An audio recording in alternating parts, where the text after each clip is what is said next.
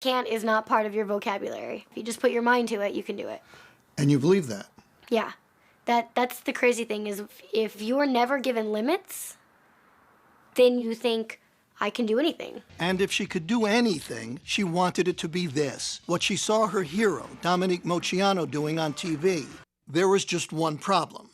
Jennifer was born without legs, a devastating birth defect that had led her natural parents to abandon her the day she was born.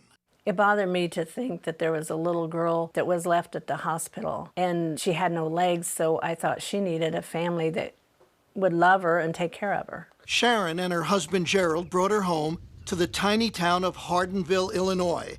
Population 50, they say, if you count the dogs and cats. They decided to raise her like they raised their 3 healthy sons, with no limitations and just one simple rule. Never say the word Can't. You said, I want to be a tumbler. You didn't have legs. Right. You kind of need those, most people think, to tumble. Well, think again. The girl who wasn't allowed to say can't was on her way to becoming a genuine gymnastics champion. She started at 7 on the trampoline with her dad. And after a few falls, she got the hang of it. In time, she was competing. And soon after that, she was dominating. And by high school, Jennifer Bricker, are you ready for this, was the tumbling champion of the state of Illinois. Soon, Jennifer was pursuing other sports too.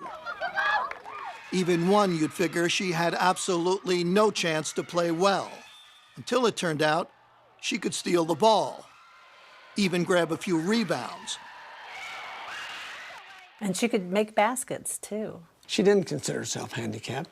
She was talking to some friends one time, and one of them said something about her being handicapped. She said, well, I'm not handicapped. And they said, well, you have to use a wheelchair. And she said, just to keep them getting dirty.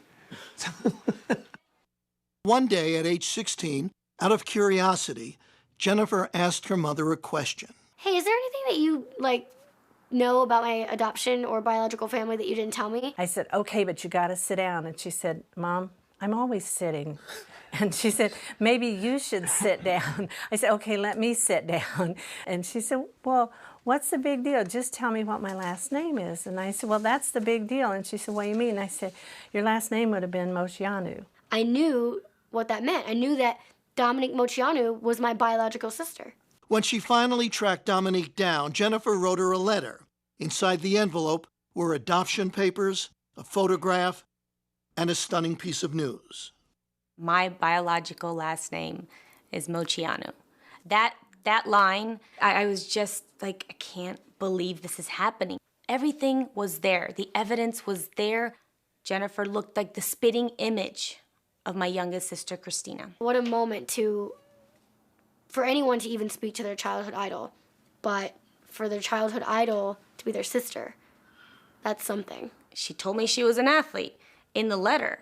In fact, I was her inspiration to start tumbling and doing gymnastics. And then on the phone call, she goes, oh, by the way, I have no legs. I mean, she's like, wait a minute, didn't you just tell me that you're an acrobat and you did all these sports? And I could just hear the wheels turning, you know? Yeah. And I said, who is this girl? Oh my gosh. How did she have this attitude to persevere in life and overcome every obstacle?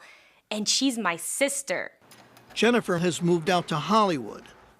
Where else if you want to be a star? She drives a specially equipped car and lives a normal, independent life. And she's earning a living. How else? As a gymnast. She's an acrobat who has toured with Britney Spears. And now she's training for a classical performance at New York's Lincoln Center. We got to go to Ohio and got to watch her perform. The audience just went crazy. They stood up and they were whistling and screaming and clapping and all this, and I was blubbering. I was sobbing because it was so beautiful. And it's like, oh my goodness, that's my baby. The baby who was taught early on never to say the word can't.